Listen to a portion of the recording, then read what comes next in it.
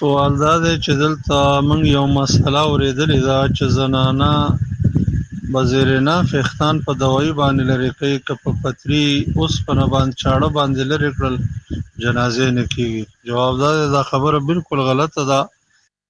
وجه دا ده چې زنانه به هم زیر ناف ویښتان په پتري اوسپنه باندې لرې کوي. لکه حدیث د صحیح البخاري او صحیح مسلم کې راځي چې رسول الله صلی الله علیه وسلم صحابه کرام د یو غزا نه واپس راغلي وو، نو نبی علیہ السلام صحابو ته ویل چې امهلوا حتى تدخلوا ليلا لكي تمتشط الشعث وتستحد المغيبه. لږ انتظار وکئ، ماسختن ناوخته به داخل شو کورونو ته.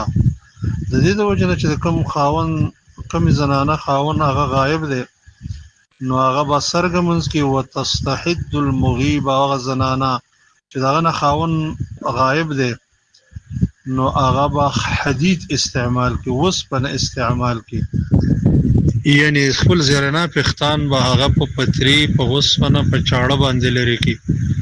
دا دلیل دی په دې خبره چې رسول الله صلی الله علیه وسلم صحابه په دور کې با زنانه او حدید استعمالو، وسپنه استعمالو. دا خبره بالکل غلطه ده.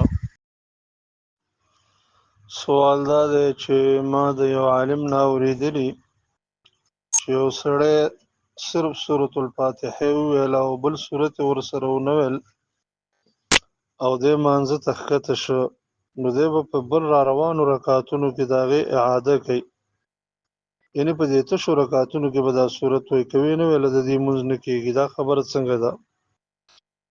جواب دا دی چې صحیح قول د اقوالو د علماو نه دا دی چې سورة الفاتحه فرض ده، که دا ونه ویلی شي مونځ نه کېږي، او د دې نه علاوه ضم د سورت چې دی هغه مستحب دی. که یو چا وویله ډېر بهتر دی، که وی نه ویله او ترې پاتې شو نو مونځ یې کېږي. دې باب کې حدیث د اثر دی د ابو هریره رضی الله تعالی عنه چې هغه فرمایي فی کل صلاة قراءة فما اسمعنا النبي صلی الله علیه وسلم اسمعناکم وما اخفى منا اخفیناه منکم ومن قرأ بأم القرآن فقد اجزعت عنه ومن زاد فهو افضل. په هر مونځ کې قرات دی نبی علیہ السلام چې مونږ ته کوم اورولې دی مونږ تاسو ته اورو، یعنې ښکاری وو چې نبی سلام پټ ویل دی مونږ هم پټ ویو. چا چې سورة الفاتحه ولوستله د ده مونځ کېږي، او که د سورة الفاتحې نه زیادت وکړو نو دا بهتره دی. نو دې باب کې امام نووي رحمه الله دا خبره ذکر کوي چې دا دلیل دی چې سورة الفاتحه واجب ده، د دې نه بغیر مونځ نه کېږي، او د ضم د سورت چې هغه مستحب دی. بیا ذکر کوي چې دا اتفاقي خبره ده، صرف د بعضې مالکیو